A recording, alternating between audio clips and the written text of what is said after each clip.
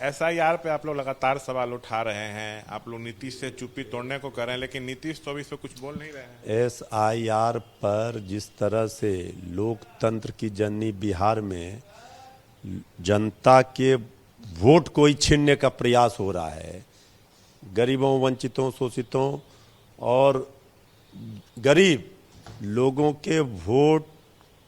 लोगों को वोट के अधिकार से वंचित किया जा रहा है, ये तो सबके लिए चिंता का विषय है। आदरणीय नीतीश कुमार जी चुप हैं, जवाब नहीं दे रहे हैं। उनके पार्टी के विधायकों में भी भारी आक्रोश है इसको लेकर। अगर 25 से 30 हजार वोट हर विधानसभा में कट गए तो उनके विधायक के ऊपर भी तलवार लटक रहा है। तो सब लोग चिंतित हैं और भारी आक्रोश का सामना करना पड़ रहा है उनको, इसलिए चुप हैं। आने वाले समय में 2 दर्जन विधायक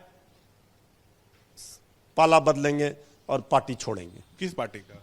जेडीयू के विधायकों में भारी आक्रोश है एसआईआर को लेके, और आपका दावा है कि करीब 2 दर्जन जदयू विधायक पार्टी छोड़। 2 दर्जन से ज्यादा विधायक जो है उनको पता है कि ये क्यों किया गया है।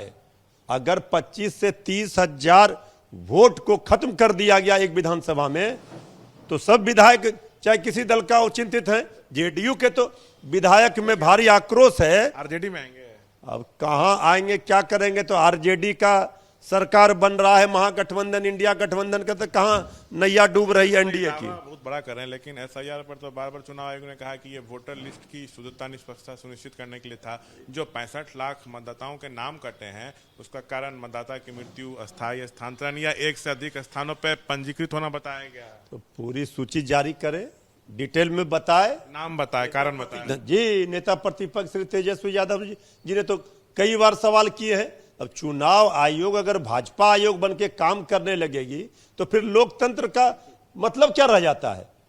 आरजेडी की तरफ से बड़ा दावा किया गया है कि एसआईआर को लेकर जदयू विधायकों में नाराजगी है। 2 दर्जन करीब जदयू विधायक नाराज हैं, उनको हार का डर सता रहा है। उनको लग रहा है कि 25 से 30 हजार वोट हर विधानसभा में क्षेत्र में कट गया, तो हम लोग कैसे जीतेंगे। जल्द जदयू में बड़ा विस्फोट हो सकता है। करीब 2 दर्जन विधायक जदयू के जो हैं वो पाला बदल सकते हैं, ऐसा आरजेडी की तरफ से दावा किया जा रहा है। अपनी पार्टी को तो पहले डूबने से बचा लें।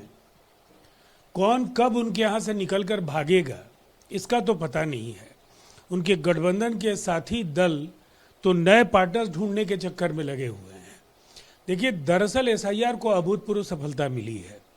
अब हर विधानसभा क्षेत्र में पार्टी के नेता जो मतदाताओं से जुड़ी अगर कहीं भी कोई कठिनाई हो रही है तो उसके समाधान की दिशा में लगातार काम कर रहे हैं। अभी काफ़ी वरिष्ठ नेताओं को कई जिम्मेदारियां भी दी गई हैं।